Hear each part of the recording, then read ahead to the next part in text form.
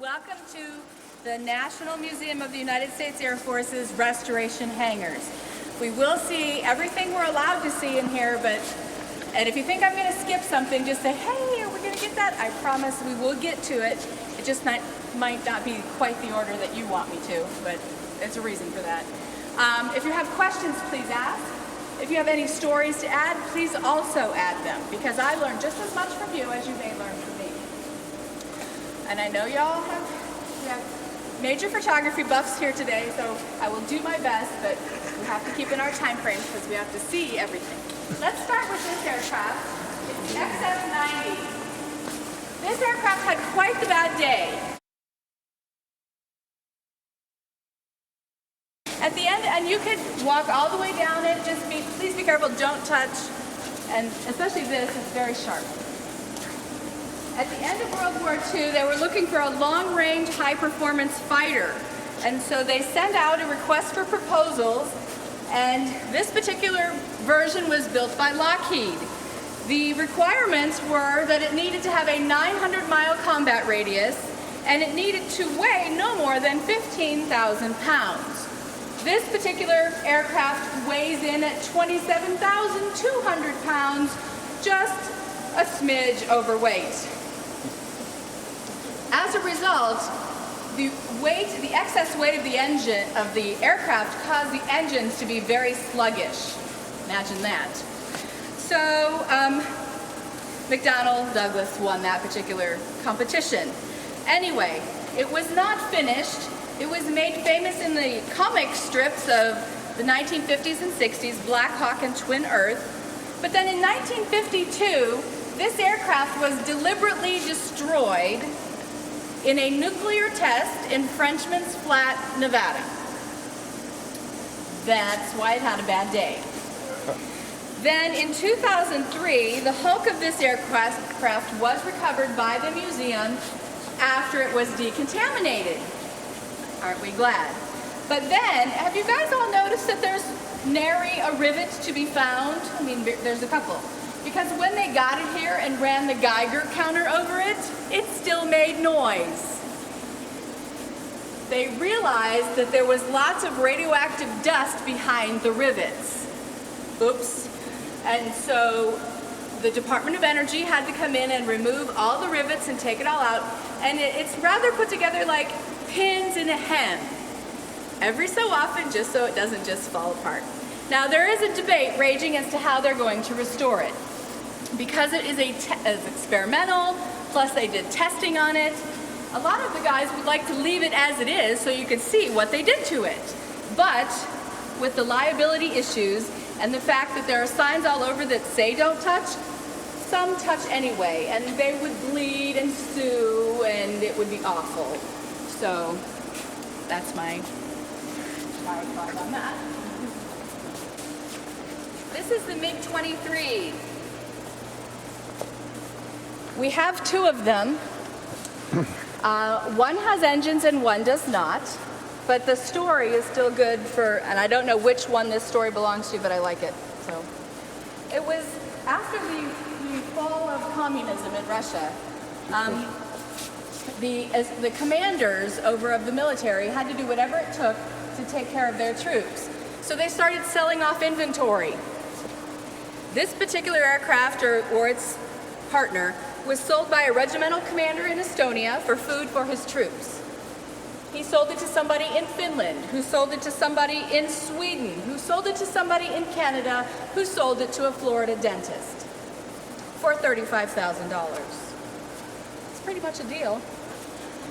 Anyway, this Florida dentist put it in his backyard and liked to rev the engines, completely endearing himself to his neighbors, who reported him to the local authorities. For some odd reason, alcohol, tobacco, and firearms came out to investigate. Kind of different. And in the belly of this aircraft, you can kind of see what would fit. There's lovely machine guns right there that would fit right into the belly. Well, those were not claimed on the customs form, so the entire aircraft was confiscated. Neighbors threw a little party. No, kidding. After ATF was finished playing with it, They gave it to National Air and Space Intelligence Center, who then, when they were finished with it, gave the rest of it to the museum. It has some very interesting features, and there's lots of noises here.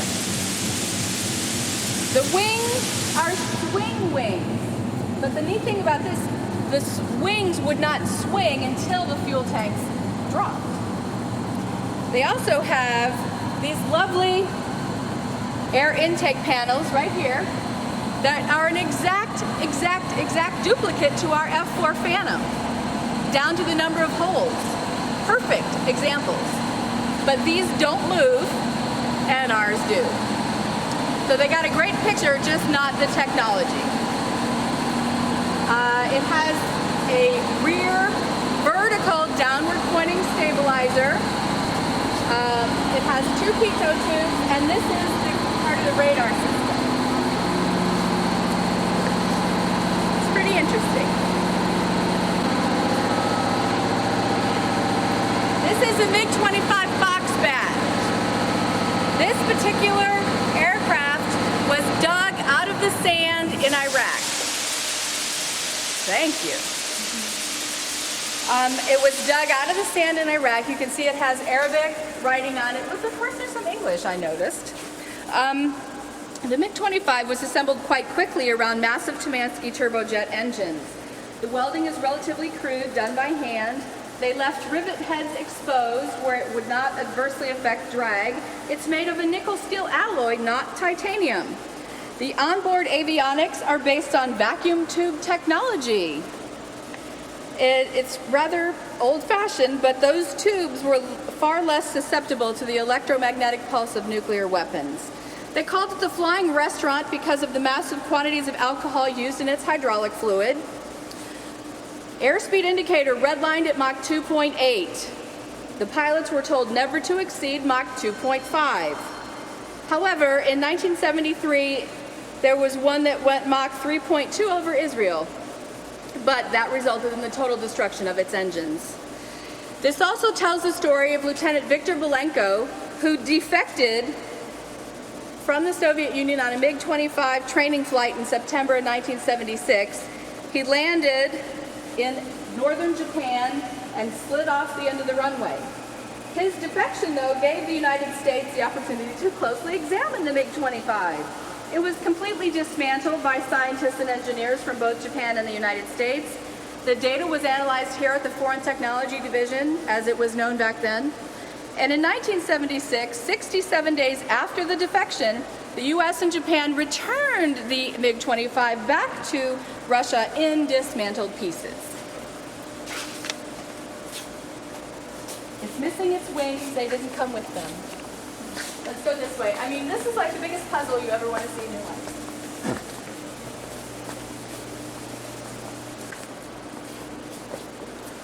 This aircraft is a Sukhoi Su. The Su-22 was a very versatile ground attack fighter used by a bazillion countries: Afghanistan, Algeria, Angola, Bulgaria, the Czech Republic, Iran, Iraq, Libya, Peru, etc., etc.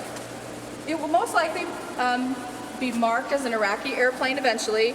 The Russians sold those with less sophisticated avionics to everybody else and kept the good stuff for themselves. It's missing an engine and armament package, and those are coming to us from Slovakia. Now, it's really interesting about this aircraft, all of the outside writing is in Russian. All the inside instrumentation in the cockpit is in English. Makes you want to go, Anyway. All right, now this is another experimental aircraft behind us, and to me, honestly, it looks like a flying guppy, especially before they put the tarp in its mouth.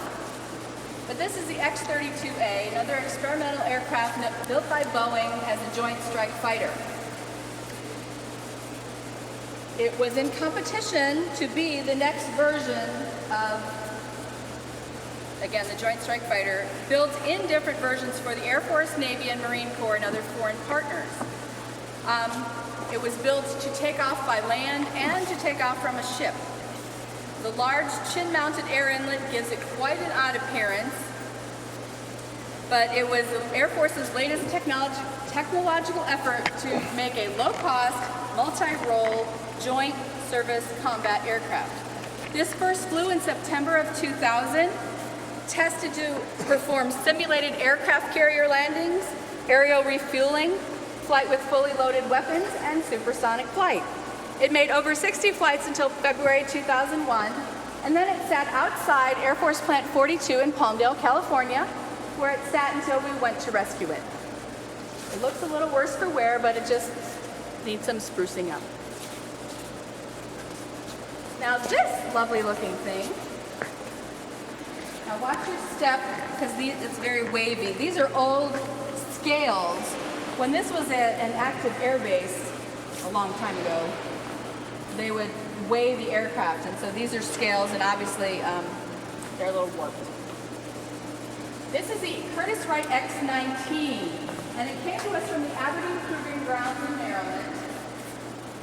It's been extensively modified. It was originally a civilian transport plane, extensively modified for military requirements. It has 4 turbo or props that go upright, and if you see this picture over here, you guys, you can see how there's 2 on this right-hand side and 2 on the left, and the diagonal ones go opposite directions so that the airplane doesn't go crooked. Kind of interesting. The roll, pitch, and yaw was controlled by different propeller pitches. The first aircraft hovered in November of '63, but had a very hard landing. Repaired, but had a series of mechanical problems, one right after the other. In 1965, it had a transmission part failure that caused asymmetric lift, so it was crooked, and it allowed the crew to test the ejection seats. They were very excited about that. The program was canceled in 1965. This one had 50 flights for a total of 4 hours, so it really didn't see a whole lot of time. It's missing many, many pieces. This one will take a massive restoration effort. All right, let's scoot over this way.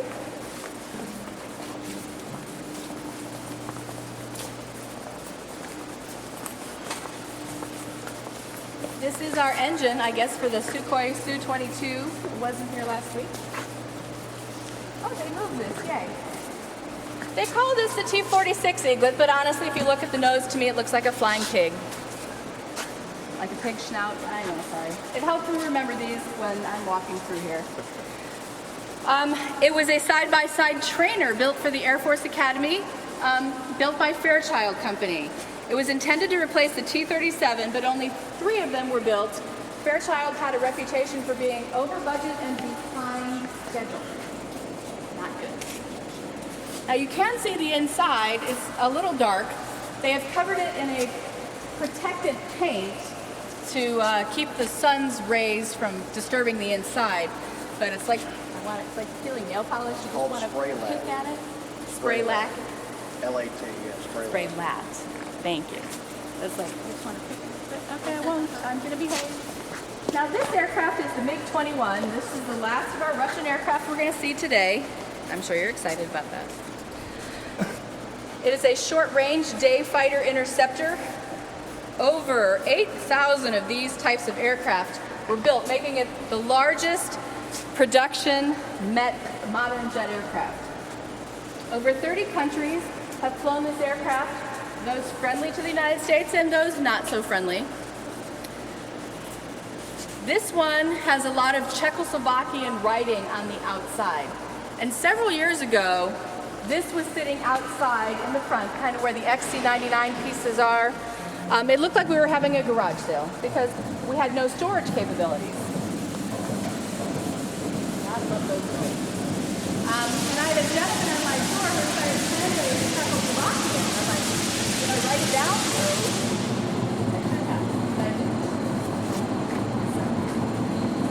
Anyway, you can see the stars coming through the paint also.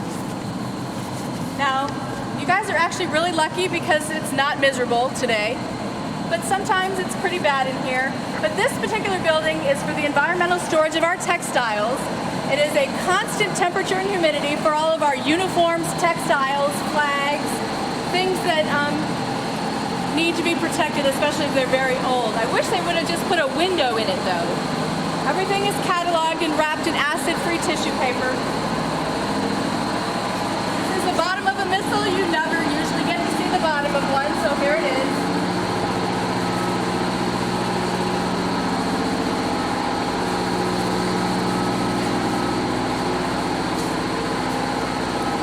Now, the XC-99, all those big, huge pieces that you saw outside when you came in on the bus, these are the wings to that aircraft.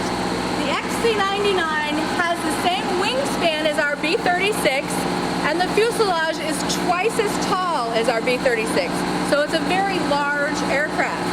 It took several C-5 cargo loads to get it here in the pieces that it's in. Now you'll notice that this is bright and shiny and new because the original wingtip was scrunched like a pop can. And they made a fiberglass mold of our B-36 to make the mold to build the new section. So that's pretty neat. It'll be a while before they do anything with it. Although the big pieces we saw when we came in, they are going to start working on it pretty soon. The guys that work here are the biggest bunch of pack rats you'll ever see in your life. They throw nothing away, nothing. You can find everything you need in here: hex nuts, bolts, screws, fasteners, rivets, you name it, it's here. We even have old project residue, like here. 2 tool cases for the Sacred Cow. The Sacred Cow is President Truman's aircraft that is now sitting over in our presidential section, but it used to sit in that back corner in crates for 10 years. We did not have title to it. The Smithsonian did. And we learned, badly, that you don't touch anything unless you have title to it. Because if you start working on it, they say, oh, thank you so very much for all your hard work. We'll take it back now. And you're screwed. So anyway, they left it alone, and again, 10 years it sat. And we received from a French air museum 3 German World War I Halberstadts. Of course, after World War I and the Treaty of Versailles, the Germans could not keep any of their own military war equipment any longer. So we got 3. One's on display at the main museum. We gave one back to the Germans, and the third one we traded for the title of the Sacred Cow. Bartering is alive and well even today. Not a whole lot of money changes hands, but it's a big trade. This is a really cool bulletin board of lots of pictures. When they're putting the missiles up in the missile silo, pretty cool. When they had to take apart the second hangar to get the B-36 out. When that building was originally built, they didn't ever think the B-36 was going to have to be moved. The concrete was reinforced, the B-36 was rolled in, and then they finished building the building. But when they realized that they had so many aircraft, you needed a 3rd hangar, and now today we need a 4th, they wanted to keep it in chronological historical order. And so they tried every which way and realized that B-36 has to come out. So they had to take the wall off to roll it out. Actually, it was a pretty big deal. They set up bleachers outside, and it was pretty busy. Now, this aircraft right here is the Hanoi Taxi. And this is the aircraft that brought the first group of prisoners of war home from Vietnam. And that is in our air park today. And they had a huge reunion when that aircraft landed that weekend. And it landed out here on our runway because that runway is activated every time an aircraft retires and is able to land there. If not, it goes to the other active runway on the other part of the base and has to get towed. Anyway, the museum workers were finishing up building that POW Vietnam display area, and one gentleman opened up the gate and he walked right in. And they're like, "Excuse me, sir, can we help you?" And he went straight to that big, huge picture that's on the wall and said, "That's me." So how exciting. And, "Oh, have a seat. Can we get you anything? You know, tell us your story." It was pretty phenomenal. So let's go this way.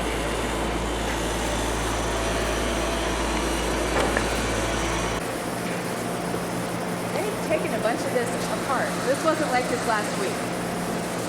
This is the B-17 Swoos. It's very, very cool. This is the oldest B-17 to have survived. And the only reason it did survive, quite honestly, is because a general made it into his personal transport plane. And in the nose of this aircraft used to fit 2 leather seats. Talk about a bird's eye view. Wouldn't you just love to sit in that leather chair and fly? So you can see that it does need a little bit of work, but honestly, it's in better shape than Memphis Belle. So they're kind of being held together quite precariously. But you can see over here they've done some sanding and shining. We will go to the other side. Oh, behind us is our paint room. You know, if they need small pieces of a large aircraft or entire smaller aircraft, it'll fit right in there. They'll shut the door. The ventilation system is phenomenal. It all goes up that big tube in the back, and it's all environmentally correct. We use water-based paint and meet all specifications. And it's rare that we contract things out. Lots of things are done in-house. So that's, we're going to go around to the other side, and I'll walk slow. Take your time.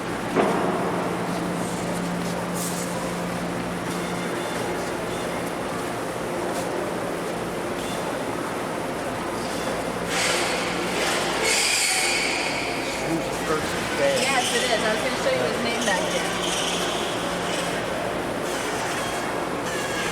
They reproduce these names or they are common?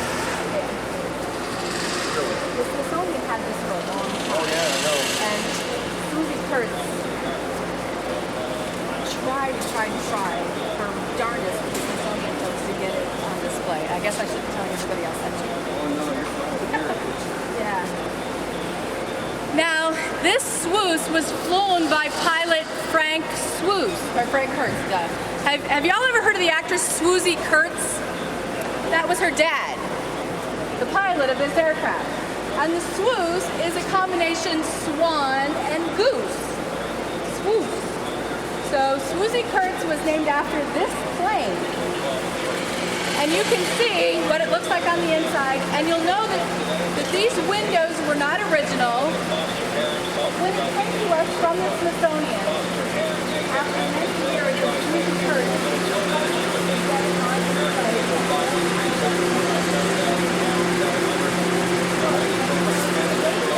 happened, and we ended up with it. How phenomenal.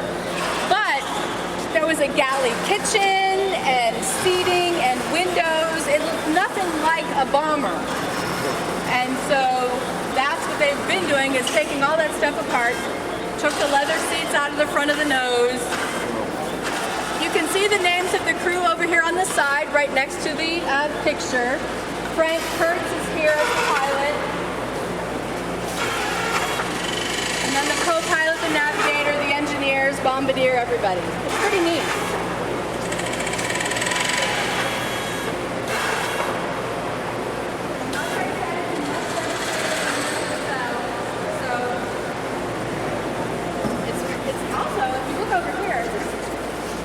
Without touching, of course. This is, I was going to talk about this over by Memphis Belle, but this is a stripper. And obviously it's done a pretty darn good job. They have been using environmentally friendly strippers, and I believe if this is the same one that they used on Memphis Belle, it's called, let me look it up because it just left me, Decoat. It's made out of benzyl alcohol and hydrogen peroxide. And it strips it right off. How exciting. All right, we have some time. We're going to go over to the other side over here. I have no idea what it is, but it looks pretty darn cool. I think it's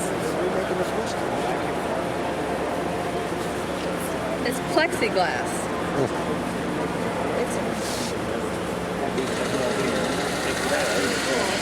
I'm going to show you over here. This is the O-46. And of course, this was an observation plane from the 1930s. But honestly, my favorite thing about this is the Wright logo on the tail, or in the back.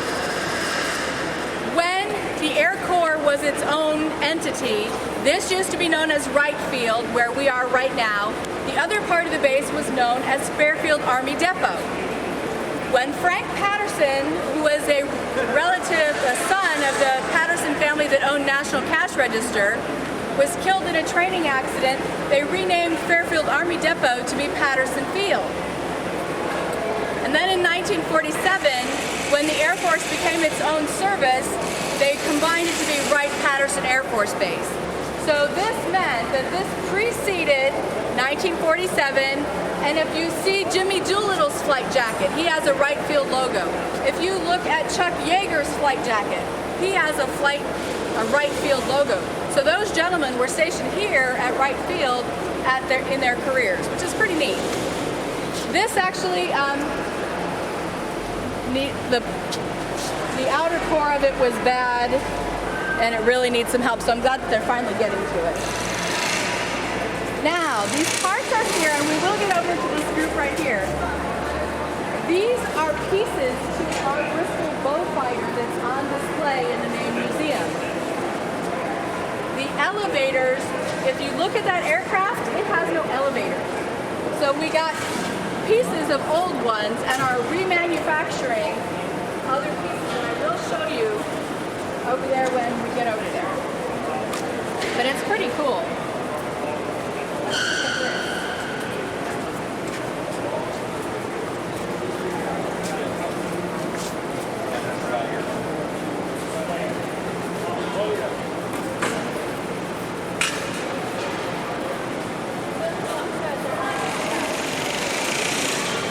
Oh, sorry. He will say all those things to us as soon as that moves. But we can see here, this is the piece of it, and this has all been redone. And you can even see how they put new wood in. It's just beautiful. See, they're moving, yay. Our turn. Okay, your turn. Yay. You tell them British Beaufighter? I did. It's a Beaufighter. Yeah, and there's our patterns right down there. Okay. Lovely patterns. We have 4 of them. 2 from England, 2 from Australia. 2 from Australia laid in the water for a number of years. That's the reason you see so much rust and corrosion. The aluminum, steel, wood, and everything combined. Okay. And these are the 2 new ones we made right here. Off of that pile, out of that pile. Then we come down here and show you some. Let's go over here.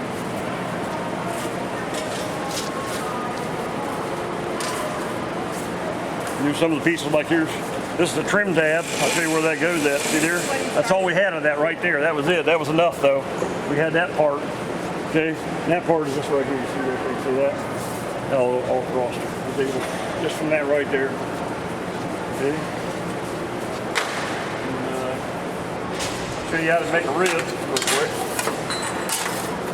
Start out to make a rib with one of them, pretty light. Take a look at it, want to? It's pretty light stuff, isn't it? To make that, we start out with a wood block out of maple. Put a piece of metal on it. Put rubber on top of it.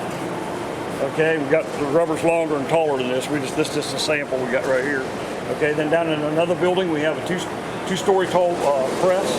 2,500 tons comes down and presses this rubber, and it forms around our die block and creates the flanges as a seal.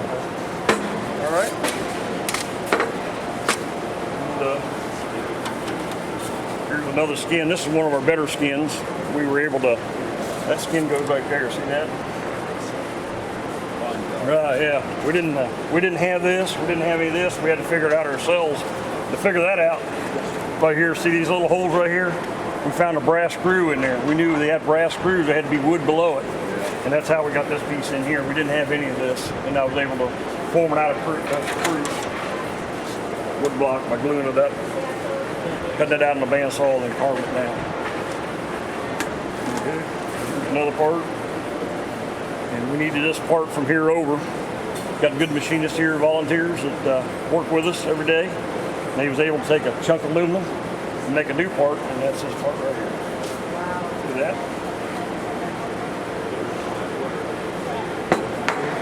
That's amazing. This piece went in here, and the reason it's so corroded here because there's a big block of lead in here that's right on the leading edge. It's hidden in there. You can't see through the skin. And that's the counterbalance. And when you get all done here, this all gets fabric covered over the whole thing. And that's where your needle goes down through here to sew your fabric on, right here. And these, what you see right here, those are your shoe eyelets out of your shoes. Okay? Works good. But yeah, the thing's pretty heavy once you get it all done here. Okay? Fine jobs. Okay. All right, we're gonna go in and see Memphis Belle now.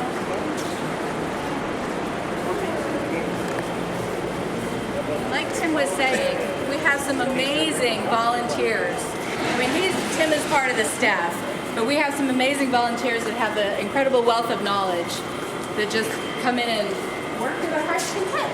You can come. And again, in here we have metal shop, we have a wood shop, and we have welding in the corner. If they need something more than what they can do in here, they go over to building 5.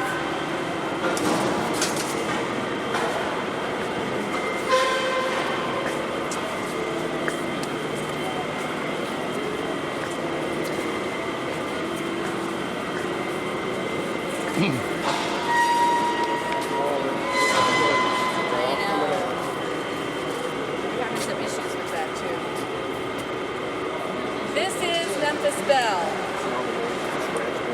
This is the very first 8th Air Force bomber to make 25 missions and return to the United States.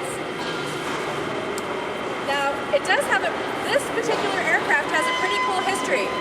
When it left the Boeing plant in Seattle, it came straight to Wright Field for military armament.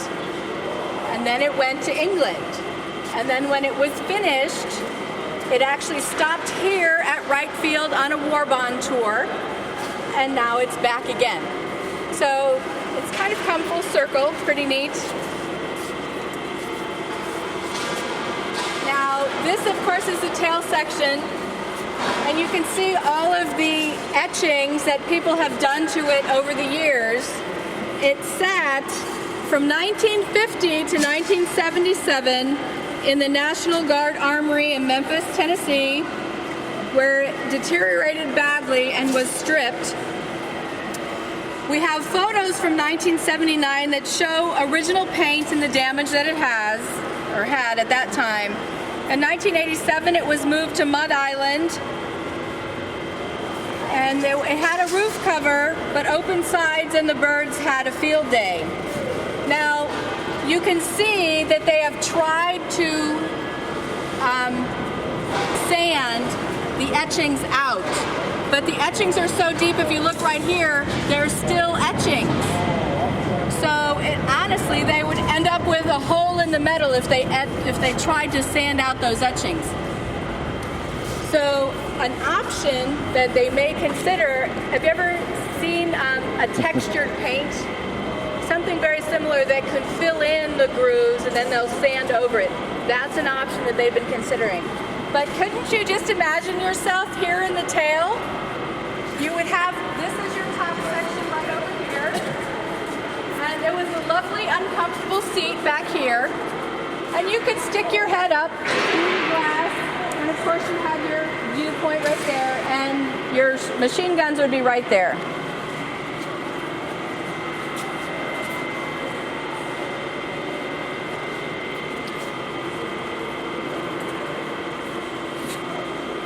Done quite a bit of work. I mean, it's been here for about a year and a half, almost 2 years. It'll probably be here another 8 years. How many times I climbed back into this very thing? Hundreds. We had a gentleman here last week who said the same thing. That he first saw it when he was 6 years old, and that was a very, very, very long time ago. I can't tell you how many times I opened both of those doors right here, and I can show you some panel damage on the right side of it.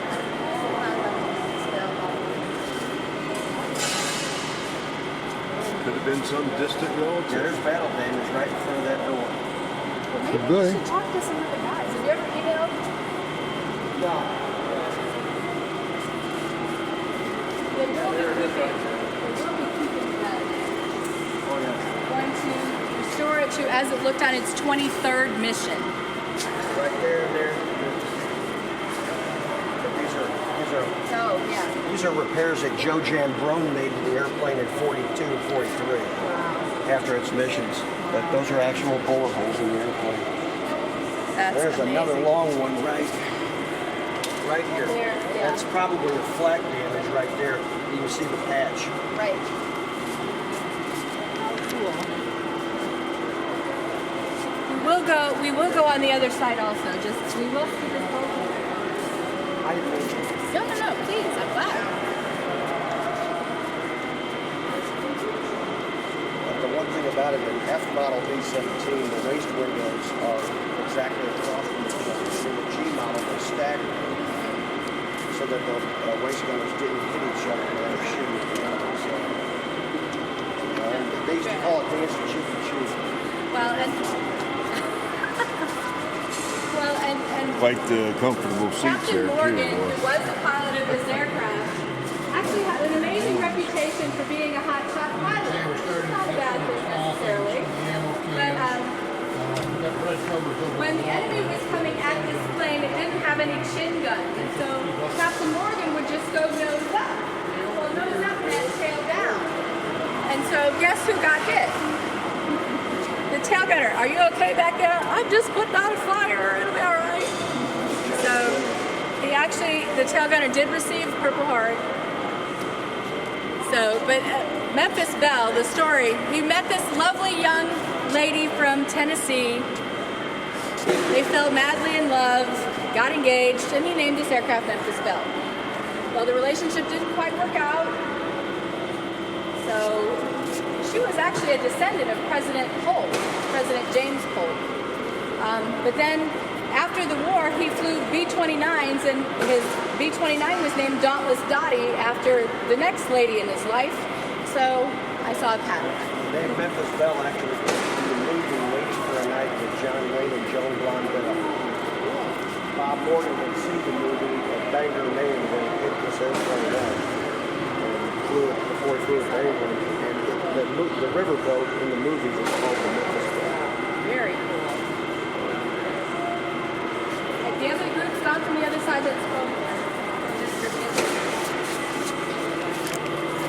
Still over there.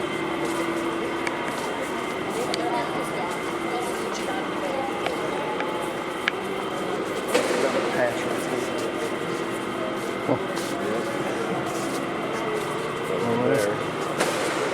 Yeah, right there. That's a pedo tube for the little chemical toilet that they had in there.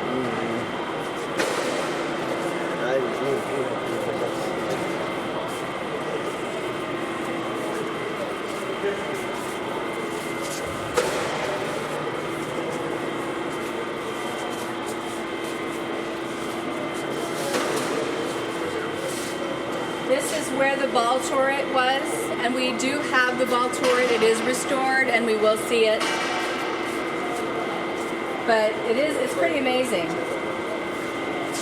How many years does it take to restore something? Well, this is anticipated to be here for 10 years.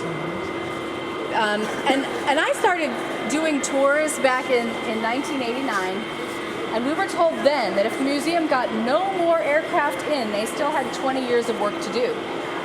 That was 20 years ago. And we keep getting stuff in all the time, and some of them are projects that are monstrous, like this one, so it's just called job security. You guys were the first to break the fuselage To separate it, you mean? Separate the fuselage. It had never been done before. Well, it's interesting how you see that first aid kit. I'm like, I'm not sure how effective that first aid kit was. So, just kind of, you can see, and especially back here, you can see the wires that were just cut, and cloth-covered wires that were painted, and it was not originally that way. And you can see it does have a lot of corrosion issues. Radio operator Bob Hansen was sitting right here. This was his radio stack. Uh-huh. His table was right in front of him. And this is where the round came through. It was a German 37mm round came through the bottom of the airplane and blew the desk up.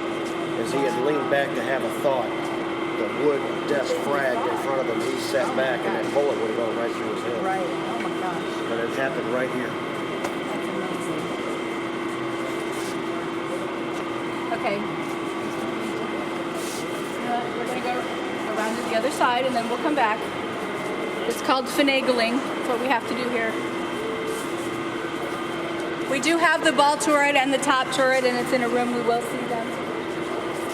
The guys kind of begin a scrap board, and so here's a picture of Stuka, their mascot.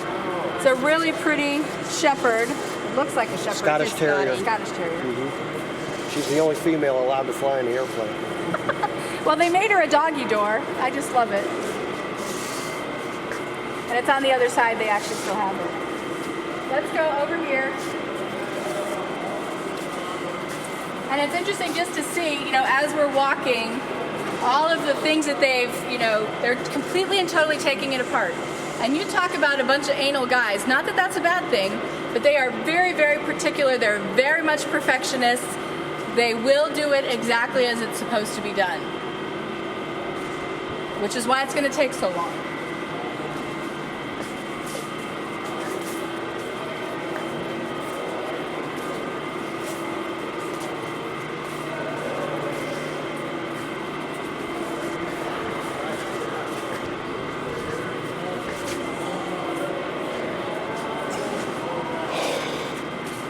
Massive amounts of hydraulic lines. They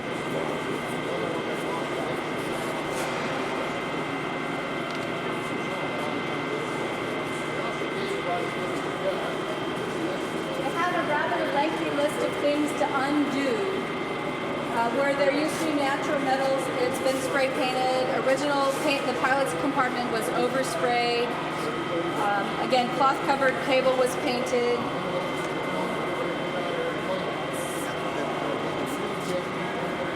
The girl's off on this side, and she's still on the other side, but just for the moment.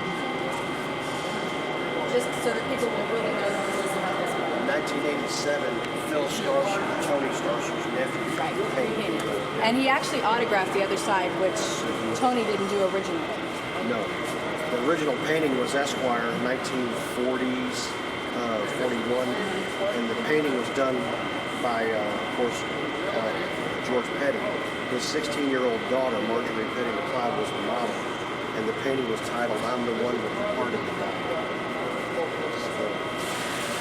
Because these folks are in the nose, we're going to go around to the other side.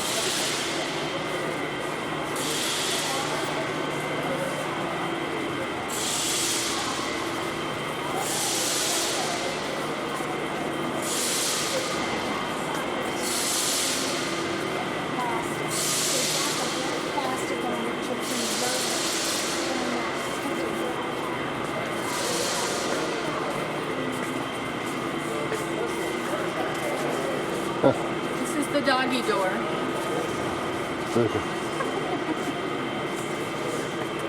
That panel out of it. Is this the panel out of that? Yes, this is the control panel that's rather empty. So, where's my other compatriots? We've lost them. Don't move.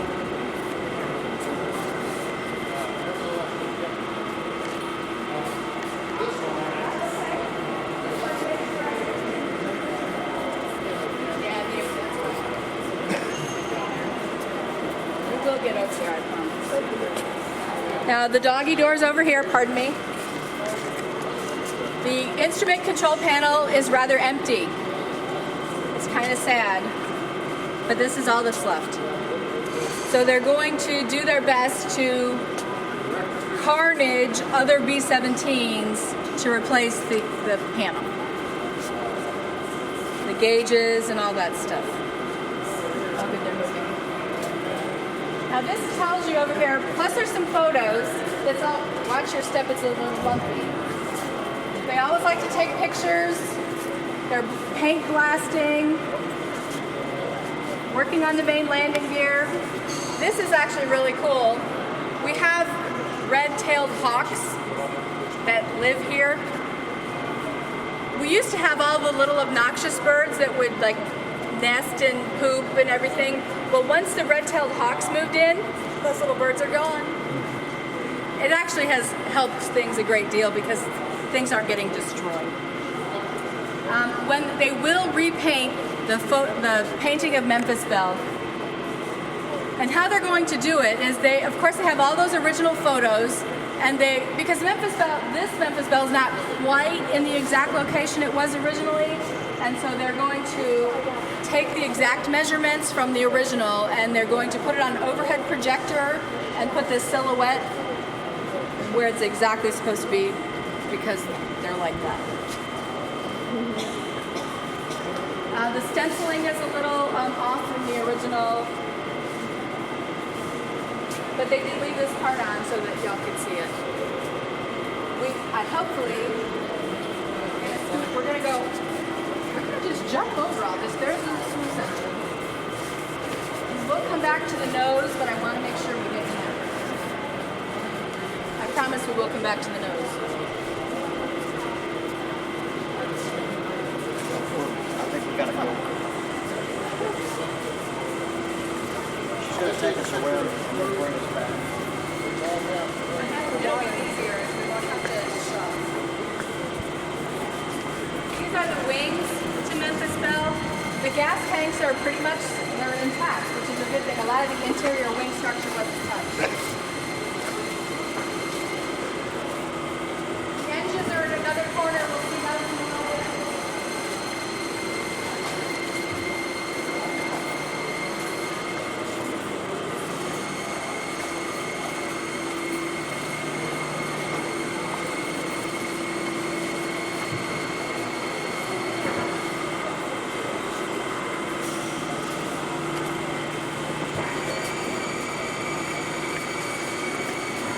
Nobody's in here.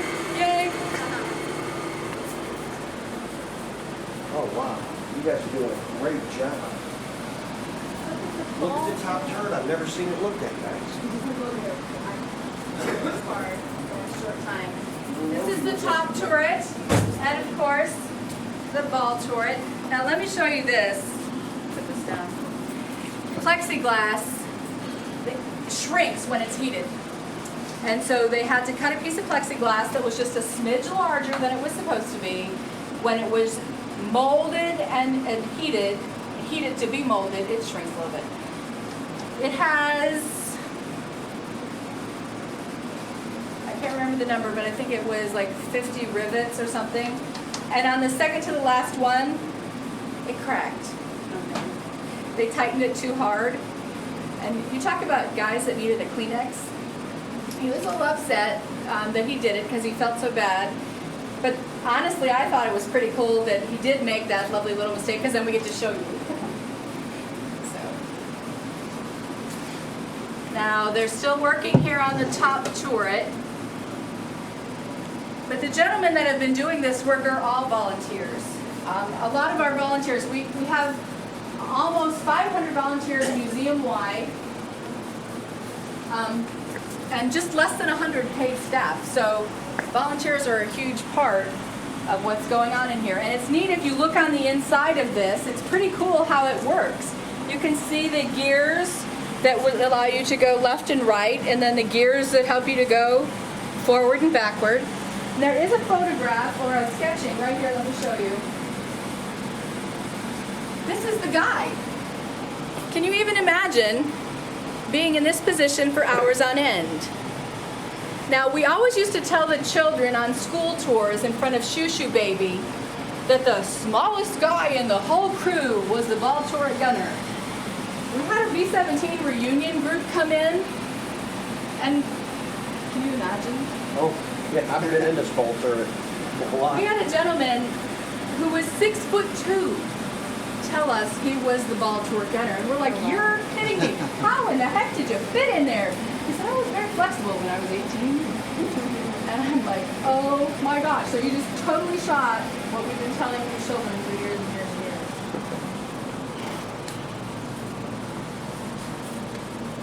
So it's been pretty exciting to watch all this come together and the glass work. the plexiglass, I mean. And you can see inside how things are wired, and there's pulleys. And of course, we always tell the kids, you know, if the landing gear breaks, the ball turret gunner, if he gets stuck in that hatch, he's toast. And it's pretty amazing. I had a gentleman on a tour who was a much older gentleman. He was just staring at Memphis, or at Shoo Shoo Baby. I'm like, sir, would you have anything you want to add? And he said, I was the nose gunner. And he was 18 years old, and he got frostbite because it was so cold at upper altitudes. And he had to miss the next mission because he had to go to the hospital. And they're, oh, it's no big deal. We'll be fine. See you when we get back. That crew was killed, the whole crew, except for him because he was in the hospital. So he spent the rest of his career crew hopping, filling in the spaces of other crew members that had died in other crews. So it's like he went back in time. It was pretty amazing. Reflector shot. I can't even imagine. Yeah, this Only is got still a about work in progress. fucking 8 hours, would you? I wouldn't sit in there for 8 hours, would you? I think you'd be stuck there if they put you in there. And this got caught on the ring gear and chipped that part off. Wow. But this is the actual turret. Last time I had my head up and it was full of webs and I mean, Yeah. wasp nest. It was terrible. Great. It's There is some beautiful. flak. There's some flak damage still on this one. You can see it over here. There's a gouge in the metal. See, you can see that gouge area.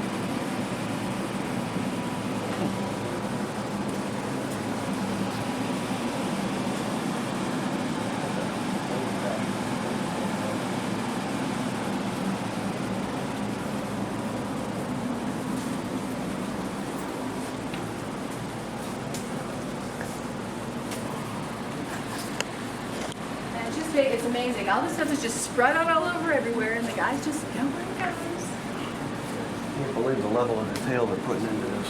Like I said, they're very It's wonderful to see it in such good hands.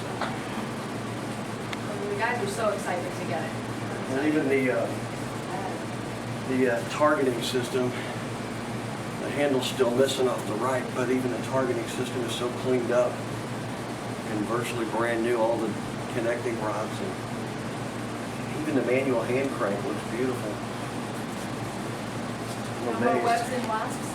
You wouldn't believe it. I mean, we got a wasp nest out of that damn turret that big one day. Oh my gosh. I've never seen it look so good. Well, good. I'm glad. Now let me show you. This is just a floor plan, and let me tell you, these guys really need to furniture arrange. And so we had in here before the turrets came in exact scale models of the museum, just in itty bitty form. Because if the guys, whenever we got a new aircraft, like, well, is it going to fit? So they would move the models around and, you know, furniture arrange to see if it would fit in here. And so that's what they do. And of course, the second hangar, the modern flight hangar, has seating for 700. It's a lovely, cozy environment. That's why that big open piece is still there in the middle. Because there's a kitchen back over here y'all don't know about, but they can serve up to 700. Small, intimate gathering. And it's really cool, though, because they light the cockpits surrounding them. Neat. And the rest of it is dark, except for the cockpits, and it's pretty neat. Any of these aircraft ever opened up anymore? Not anymore. It used to be back in the old days, you could get in. Any reunion group can probably still get in an airplane. And we used to be able, the volunteers would have volunteer nights, and we would get inside and sit in them and everything. But even people's grandchildren would not be watched properly. Oh. Or some reunion groups actually would go in with screwdrivers and things in their pockets, and things would be missing after they left. So it's kind of sad. Hey! I found something. Oh my goodness, you missed the air conditioning. No, we came through there. Thank you. So but no longer. I mean, the XB-70 I've been in, Really? and I'm it jealous. was a cherry picker. Now, that was back in probably 91, maybe it was 90, anyway, 95. I was in charge of the event for the Officers' Wives Club. Kearney Auditorium was full of people. We had a cherry picker ready to go at the XB-70. We didn't ever think the general was going to let us in it, but he acquiesced, and we're like, my husband, who was on active duty at the time, reverted to a 5-year-old. He was sitting in the upper right-hand corner of Kearney. As soon as I said, you know, dismissed and have fun, he ran to the XB-70 and was the first one. I would too. He ran. This was a lieutenant colonel who ran. That's fine. It was just like, And you were and all kidding. I heard was, "Did you see your husband? Did you see your husband?" And I'm like, He knew what he was getting.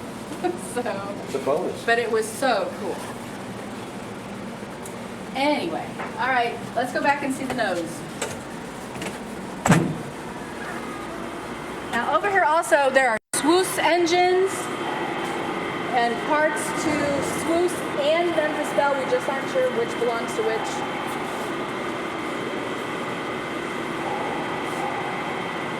We're gonna go back around and to the nose and we'll just. And it is interesting, this is wood.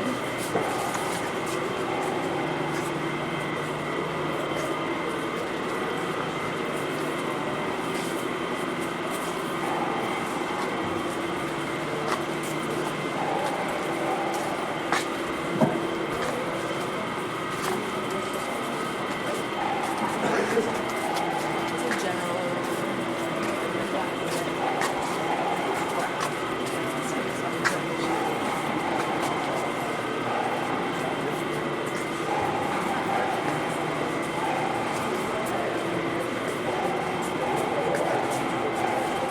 We'll see this.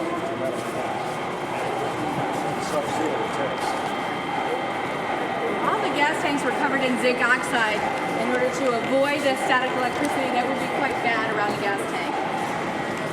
If anybody has any old mattresses they want to get rid of, seriously, they make great cushions whenever the quarters on base are redoing their bedding or a hotel goes out of business. We're good. Wouldn't you just get sick of taking rivets out? Lots of them, ain't there?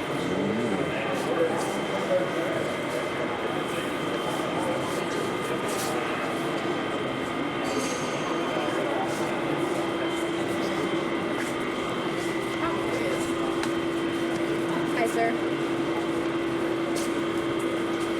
Now, once we get to the front, you can see, it'll be really cool to see where the bombardier, the nose gunner would be. Pilot and the co-pilot. The navigator, you can see underneath.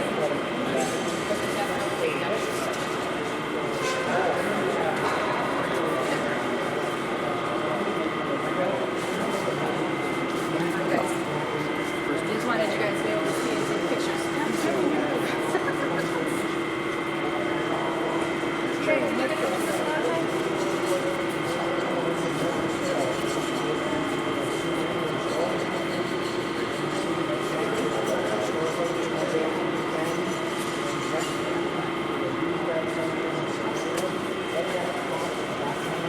We'll get to see the engines.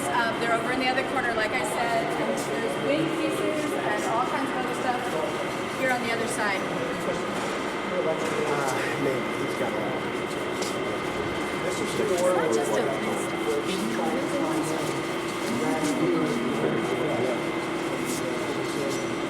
But you can see the cloth painted wiring. I mean, there's miles and miles and miles and miles of wiring. Miles.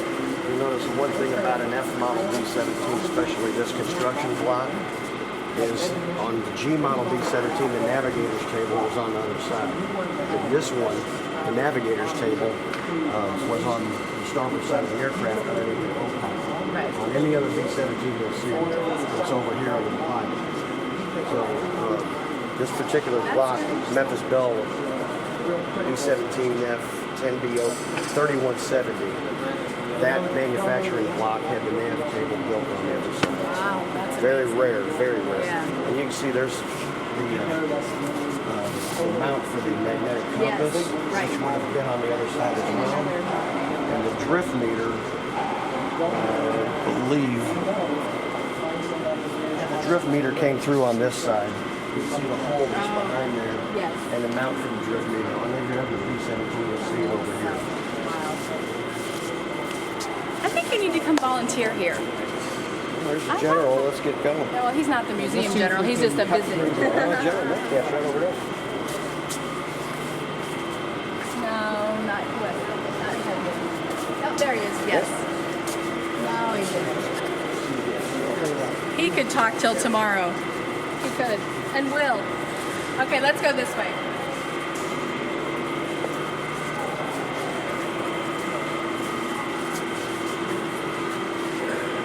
I'll give you a choice. We can go this way. We can go this way. You get to pick.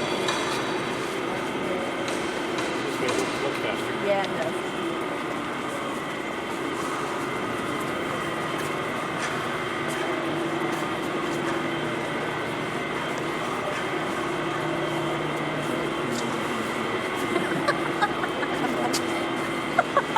Some of them, honestly, are very, very nice. Oh, they're very nice people. Very knowledgeable people. Honestly, most of them, the rides are a lot nicer.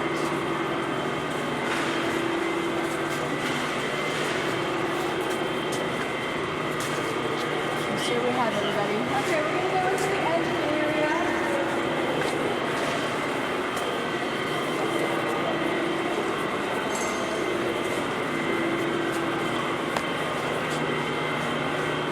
And before we go, these are the Memphis Belle engines, but this is a B-29 engine, just so that you can see it.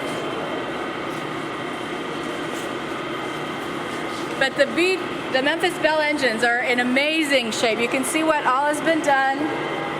And you can see the condition of like the Swoosh engines and some of the other engines we've seen. This is like brand new. Don't hit your head or trip over anything.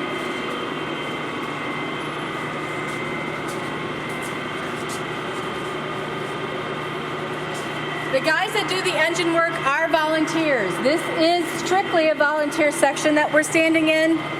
A lot of our volunteers, the average age is over 70, and many of them are snowbirds. They go to Florida for the winter, and then they come back and work to their heart's content. Even though these engines will never fly again, the guys who restore these engines will make them like they do. They will make everything airworthy, even though they know it will never be run again. I just can't believe the level of work they're doing. And these are volunteers. These are just amazing. Now, they do a lot of other work in here. They have their own sewing machines they know how to do. They can do upholstery on seats. They do all the foam implants on seats. Have you guys seen our P-60 in the main museum? It did not come to us with a top turret, but it was supposed to have had one. And so we got an old top turret we borrowed from another museum. And two volunteers were in charge of remaking that turret. They did it from scratch. There was no computer-aided drafting. There was no computer machine. It was all by hand and by sight. That top turret is the most pristine piece of work you've ever seen. Homer, who was in charge of the project, was 81, and his buddy who helped him was 80 when they did it. So it's just amazing. Let's go this direction. Now before we get back over here, I want to go back to the Beaufighter for a short time. Again, our Bristol Beaufighter that's on display in the main museum came to us from Australia. We wanted a Beaufighter with historical significance. They wanted a Beaufighter to fly. So we had an unused Beaufighter fuselage that we traded, and we would continually get these crates from Australia.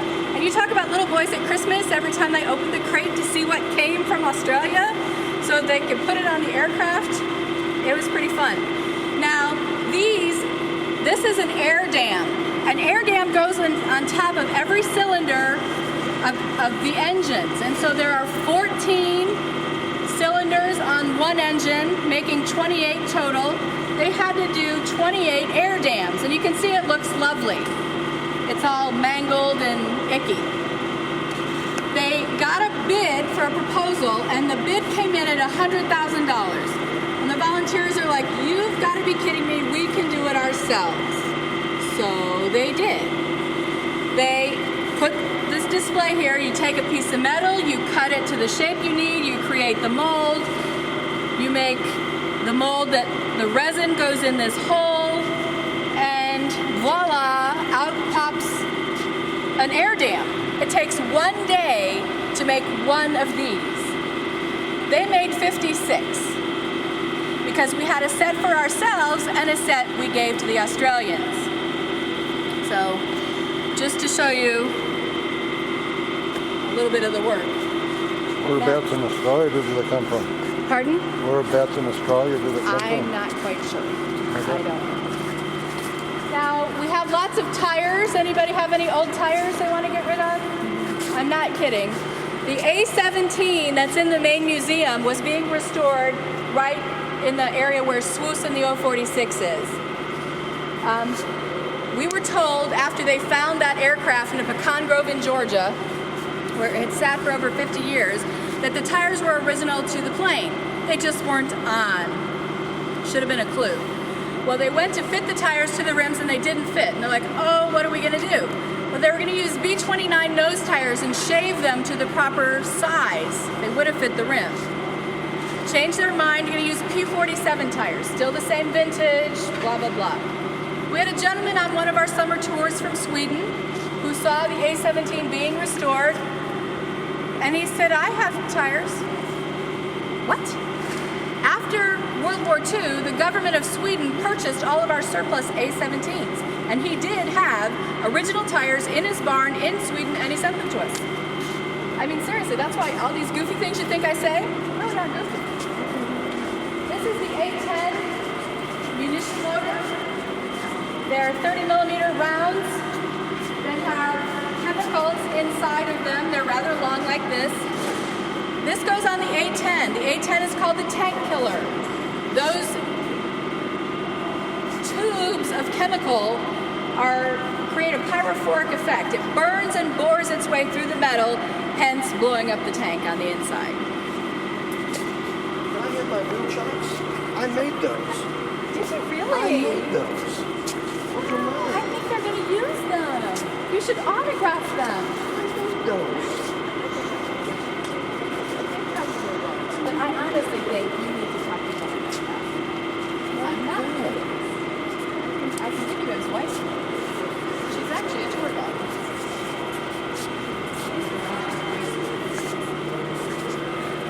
I can't believe you guys saved those. Well, we don't thought throw those anything. I told disappeared you. years ago. They don't throw anything away. Did you miss that part? They don't throw anything away. How exciting. That's what we're This just looking at. aircraft is a Curtiss A-25 Helldiver. This is how we found it. It looks a little worse for wear, but you can see as you look up that a lot of the metal skin has corroded right off and just looks lovely.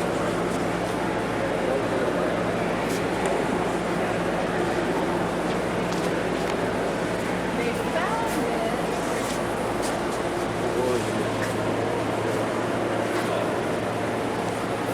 I'm not quite sure where they found it, but this was a dive bomber.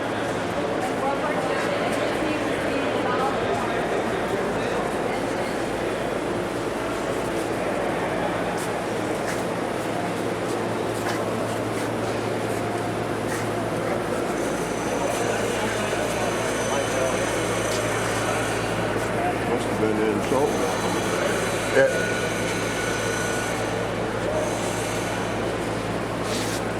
In sorry shape. might have been on fire too. Well, look at that. I'd say so. Well, looking at that crash site.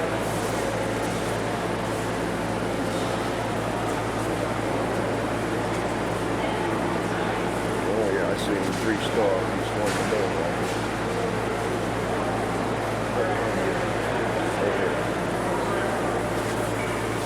Okay. I see 3 stars on the trip. It did it. Yeah. Looks like it's been around a while.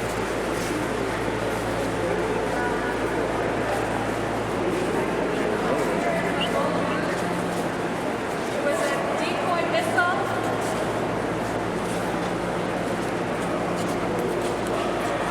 It actually looks pretty neat, but it's, it's one of the precursors to our unmanned aerial vehicles, even though this was just a target drone.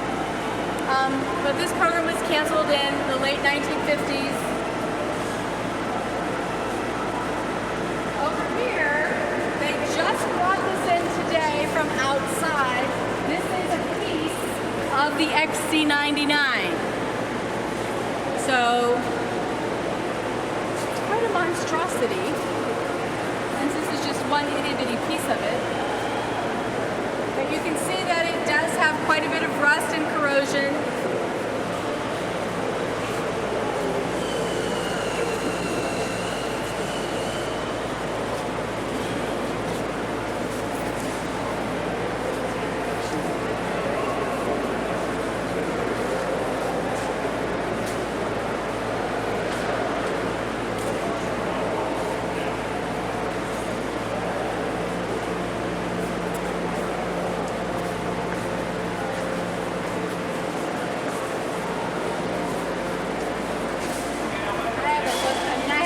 Up this close ever, so this is pretty neat.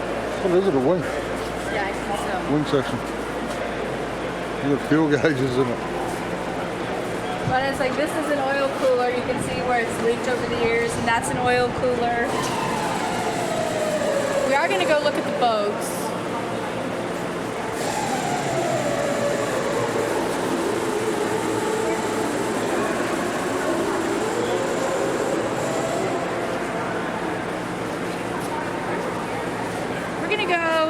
Around to the other side of the boats so you guys can get a different look at them.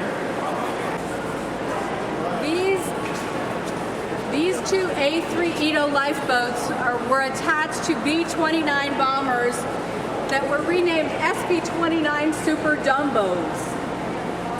15 B-29s and 1 B-29A was adapted for air rescue duty after World War II, and they attached these towards the front, had to remove the lower machine guns from the chin, and attach these droppable lifeboats. Now, we have 3 of them.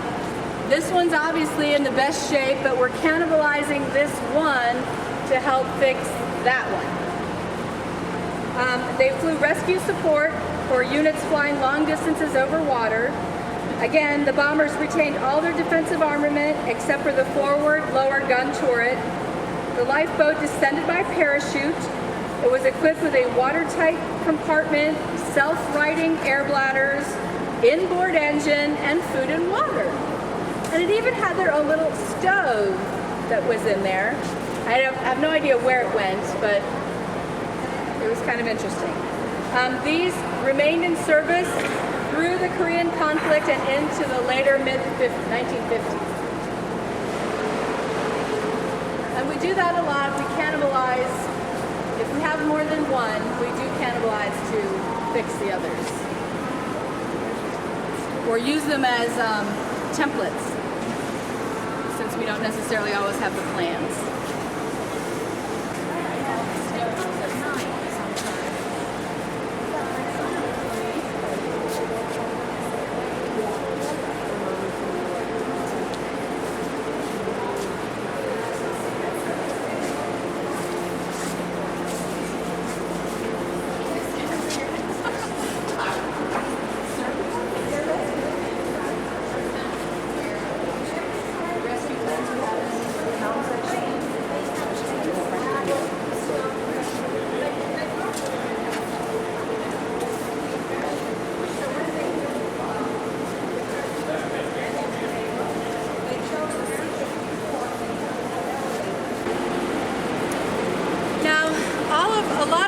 missiles used to be outside. If you see a lot of old photographs of the Air Force Museum, all of the missiles stood outside, and it was actually a pretty cool picture. But those missiles were not meant to be in Ohio 24 hours a day, 7 days a week, forever, because they were corroding from the inside out. One night, a Atlas missile decompressed. It was in the early 1980s when we still had security policemen, as Strategic Air Command was still in working order. We had security policemen here, scared that kid to death when that thing fell over. It like a pop can, a Coca-Cola can. It just, there's like a pinprick in it, and it just fell over. And then another one fell down a few years later, and we had a huge windstorm, and it pulled the Snark, which was a ground launch missile. It pushed it off its mounting.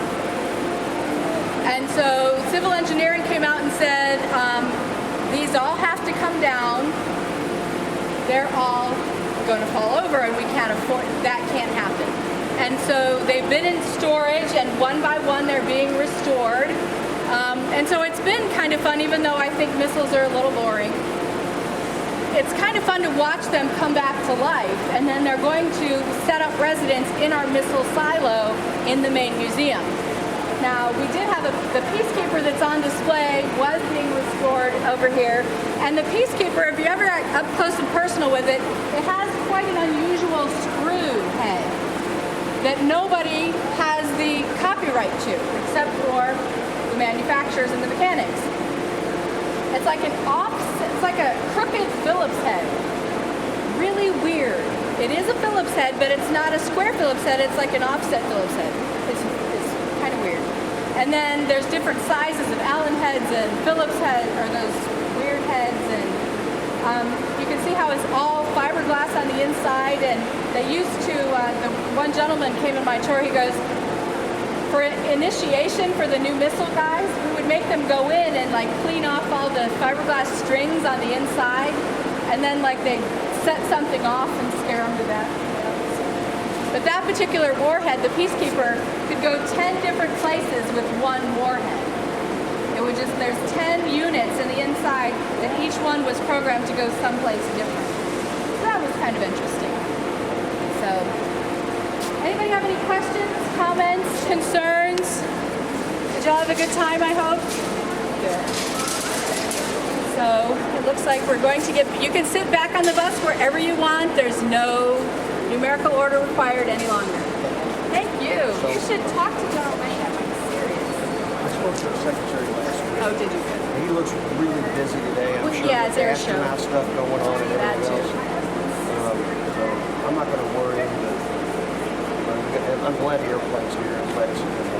Glad we have those shots. I mean, I'm excited. How random is that? Very, but that's good. And I had to throw them together out of necessity. Right. I just remembered, then I saw this damn thing.